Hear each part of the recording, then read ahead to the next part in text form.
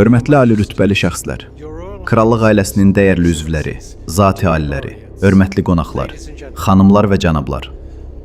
Bu il fizika və kimya üzrə Nobel komitələri süni neyron şəbəkələrindən istifadə edərək çətin hesablama problemlərini öyrənib həll etməyi bacaran yeni bir süni intellekt formasında əldə olunan dramatik tərəqqini tanımışdır.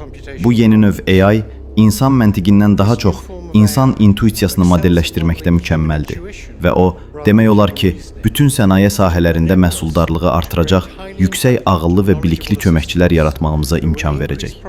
Əgər bu məhsuldarlıq artımının faydaları bərabər şəkildə bölüşdürülə bilsə, bu bütün bəşəriyyət üçün möhtəşəm bir irəliləyiş olacaq. Təəssüf ki, AI-nın sürətli inkişafı bir çox qısa müddətli risklər də yaradır. Artıq insanlara qəzəb, hiddət doğuran məzmun təqdim edərək cəmiyyətdə bölücü, əks-səda otaqları yaradıb.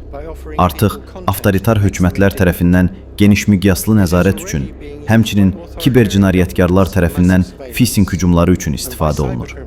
Yaxın gələcəkdə isə AI dəhşətli yeni viruslar yaratmaq, həmçinin kimin öldürüləcəyinə və ya şikəst ediləcəyinə özü qərar verən ölümcül silahlar hazırlamaq üçün istifadə oluna bilər. Bu qısa müddətli risklərin hər biri hökumətlərin və beynəlxalq təşkilatların təcili və qətiyyətli müdaxiləsini tələb edir. Bundan əlavə, daha uzaq gələcəkdə bizi varlığımıza təhdid yarada biləcək başqa bir təhlükə gözləyir. Bizdən daha ağıllı, rəqəmsal varlıqlar yaratdığımız zaman. Belə varlıqlar üzərində nə dərəcədə kontrol saxlaya biləcəyimizi heç bilmirik. Amma artıq sübutlar var ki, bu varlıqları qısa müddətli qazanc güdən şirkətlər yaratsa, bizim təhlükəsizliyimiz onların prioriteti olmayacaq. Biz təcili olaraq bu yeni varlıqların nə vaxtsa idarəni ələ keçirməsini istəməmələri üçün hansı mexanizmlərin lazım olduğunu araşdırmalıyıq.